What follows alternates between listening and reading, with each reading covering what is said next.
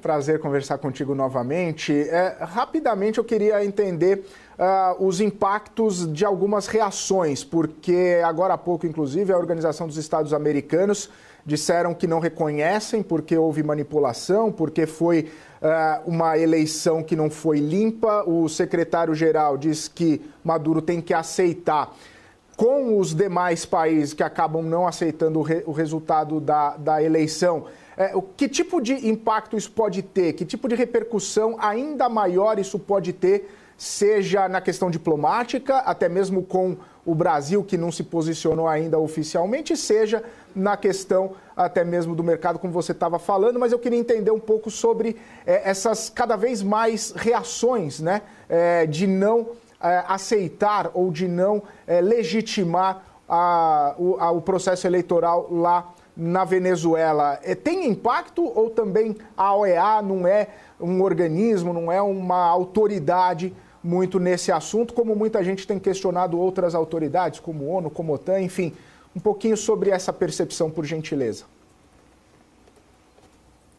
Olá, Felipe. É importante dizer que a OEA, apesar de ela não ter uma grande capacidade internacional como outros órgãos, como a OTAN, como a própria ONU, ela talvez seja a principal instância latino-americana quando a gente fala de defesa da democracia.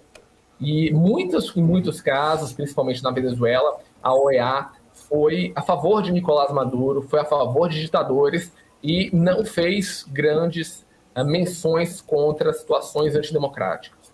O fato da OEA ter se posicionado de uma maneira contundente, que não houve uma eleição livre, que você mesmo não pode dizer que a diplomação de um candidato ocorre em menos de 24 horas das suas próprias eleições, sem nenhum tipo de contextualização, mostra que não há mais nenhuma cortina que possa defender o governo de Nicolás Maduro.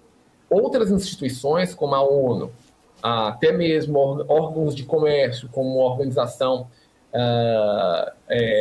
Mundial do Comércio e órgãos internacionais, como o Banco Mundial, o FMI, se vierem a se posicionar não aceitando liderança de Maduro como líder de fato do país, impedindo que o governo de Nicolás Maduro, ilegítimo, tenha acesso a recursos, tenha acesso a contratos e ações com esses órgãos, isso aumenta a pressão.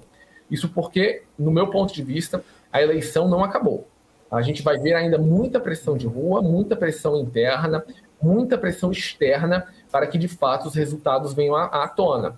E se nós assistirmos nos próximos dias ou horas esses boletins de urnas realmente serem disponibilizados online e mostrarem informações de que, de fato, Maduro não ganhou, eu acho que isso vai tornar a situação de estabilidade política muito difícil na Venezuela.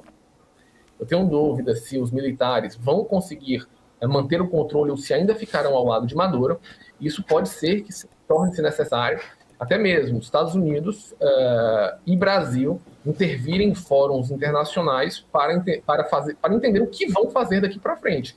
Se existiria um novo pleito, mas, de fato, aceitar que Nicolás Maduro ganhou a eleição e continuar tudo como estava, eu acho que isso não vai ser aceito pelos órgãos internacionais, pelos órgãos democráticos e até mesmo nem pelo Brasil.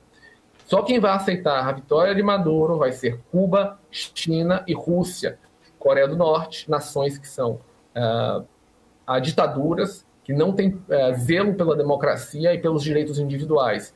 E, obviamente, sabemos que se fosse na Europa ou na Ásia, isso seria, de alguma maneira, sustentável, mas longe desses locais, na América, a situação fica ainda muito mais difícil. Gostou desse vídeo? Não esqueça de deixar o seu like aqui na programação do YouTube e acompanhar o restante dos nossos conteúdos. Eu deixei separado aqui 2 vídeos super interessantes sobre economia e negócios. Então, clique nestes links e, claro, acompanhe o restante da programação da BMC News. Informação que gera valor.